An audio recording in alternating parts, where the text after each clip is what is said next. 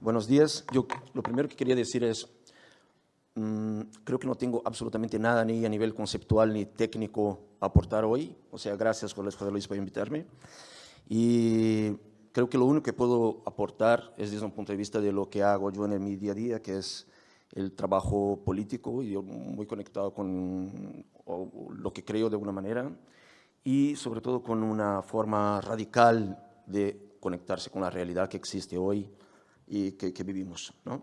Entonces, rápidamente voy a presentar lo que hago y luego al final voy a hacer lo único que hago de mejor, que es incomodar un poco y hablar cosas que para mí son importantes y que de alguna manera me hacen sentir un poco pez fuera del agua aquí y creo que no debería.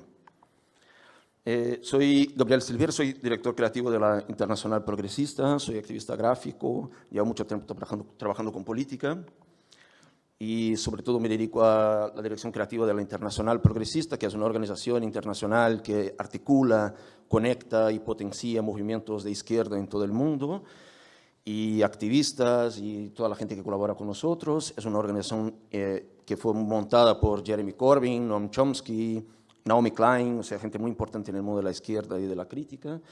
Y también colaboro con otros movimientos que son más radicales a veces, que son como el BDS palestino o el Palestine Action en Estados Unidos, la Fundación Rosa Luxemburg, People's Forum o partidos como el Mera 25. ¿Qué hago en el día a día? Sobre todo trabajo con campañas que se articulan a través de nuestros partners locales, como puede ser, por ejemplo, el Make Amazon Pay, que es una movilización internacional, global, a más de 30 países contra Amazon y que demanda una mejora de sueldos y un respeto a los trabajadores de Amazon, que ocurre desde Bangladesh a Nueva Delhi, a Argentina, a Tokio, en todo el mundo. El Belmarsh Tribunal, que es uno de los mayores eventos, por decirlo de una manera, que pedía la liberación de Julian Assange, que lo hicimos en Washington, en Londres, en Sydney, en muchos sitios. O campañas que son ya más locales, conectadas con nuestros partners, que pueden ser de Brasil, en la campaña contra Bolsonaro, en la primera, o la aprobación de la constitucional chilena, o obviamente en el trabajo conectado con lo que está, con el genocidio que lleva pasando en Palestina desde hace más de 78 años y que ahora sigue en su forma más brutal, desde un punto de vista más activista o desde un punto de vista más conectado con acciones de nuestros partners, o por ejemplo aquí una campaña con lo que está pasando en Kenia y articulado siempre desde de los partidos y movimientos que son partes de la Internacional.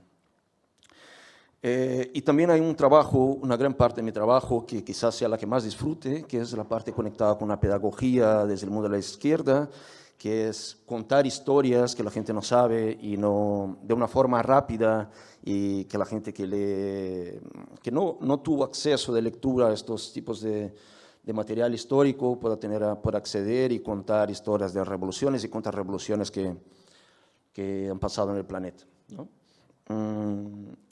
Bueno, y a partir de aquí entro en una rápida explicación de por qué lo hago. Y hago porque hace unos años me di cuenta que el diseño tiene, y lo que hago yo tiene un poder muy grande en la vida de la gente. Y entonces en algún momento me di cuenta que lo que hacemos tiene un dueño. Detrás de lo que hacemos hay alguien que lo financia. Y lo que financia, el dinero piensa por sí solo. Entonces, quien lo financia decide qué tipo de mundo se está proyectando. Entonces, por eso les hablaba de diseñar en los tiempos del cólera y hacer una reflexión de, vivimos en un mundo absolutamente colapsado, llegamos a un máximo de conflictos abiertos en el planeta desde la Segunda Guerra Mundial, tenemos un ecosistema en colapso y una renovación ecológica que genera más caos en el sur global, como puede ser con el coltán en el Congo, o litio en Bolivia o en Brasil ahora también, y obviamente la barbaridad que acompañamos, un genocidio indirecto que estamos viendo todos los días en el móvil, ¿no? Eso está ocurriendo ahora mismo, y yo creo que yo soy de una generación que creció pensando cómo podría haber pasado el Holocausto sin que la gente se involucrara de una manera profunda con aquello que estaba pasando. Y ahora lo veo que estamos como totalmente impotentes frente al horror que tenemos en nuestras pantallas, que era una cosa que durante el Holocausto no había, ¿no? Entonces, si lees a Brecht contando lo que estaba ocurriendo durante el Holocausto, queda claro que la información era limitada de lo que estaba ocurriendo. No, ahora no, ahora ahí está. Entonces, ese despegamento de la realidad, yo creo que es algo que deberíamos enfocar, sobre todo desde el diseño. ¿Qué tiene que ver el diseño con todo esto, no?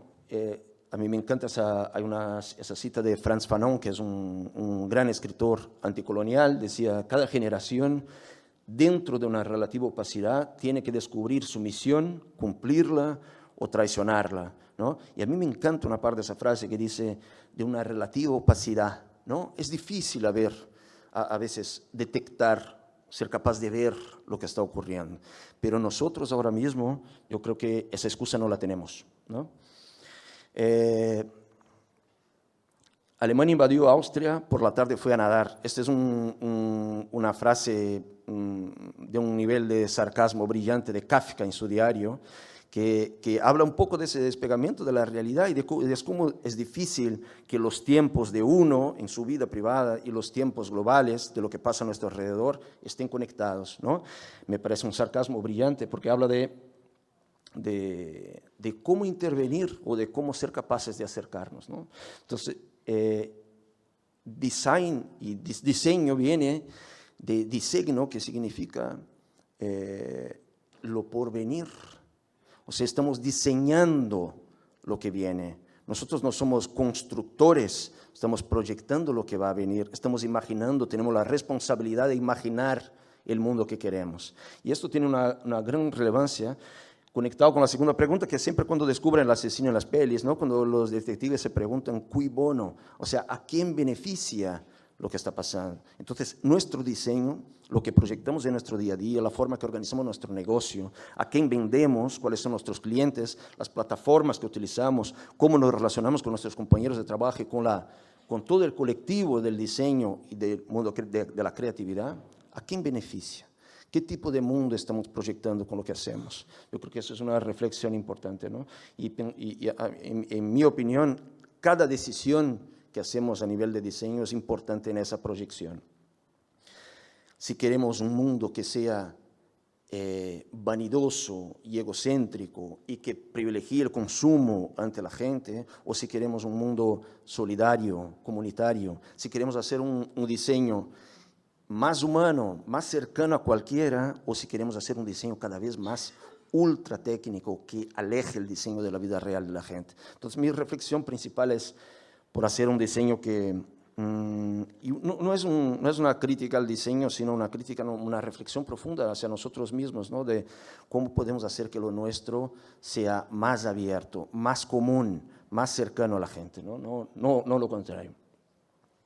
Esa es una frase de un libro, yo la leí en un libro de Mark Fisher sobre la ideología del capitalismo y que me parece brillante porque habla de cómo nosotros no nos damos cuenta de lo que hay detrás de lo que hacemos en el día a día, ¿no? Que dice, es más fácil imaginar el fin del mundo que el fin del capitalismo. Yo creo que nosotros todos aquí podemos sentarnos ahora a hacer una cerveza y hablar de cómo va a acabar el mundo y todo lo que está pasando. Somos totalmente capaces de imaginarlo y palpar este fin del mundo, el colapso, el apocalipsis, ¿no? Pero somos incapaces ahora mismo, estamos como atrofiados a la hora de pensar que puede haber alternativa a un sistema que concentra la riqueza. Hay 1% de la población que tiene 85% de los recursos. Es totalmente absurdo. Esto manda en la forma que nosotros hacemos diseño, porque en ese sistema que todo lo fetichiza y todo lo pasa a través del dinero, nosotros necesitamos sobrevivir y trabajamos para generar dinero. Entonces, es el que manda, es quien está pagando por eso. Pero nosotros tenemos que decidir si queremos seguir viviendo con alguien que construya un mundo concentrado y desigual como el que tenemos para poder realizar un diseño o los planes que queremos hacer, o si estamos dispuestos a romper con esto y estar un poquito más conectados con la realidad de lo que está pasando a nuestro lado.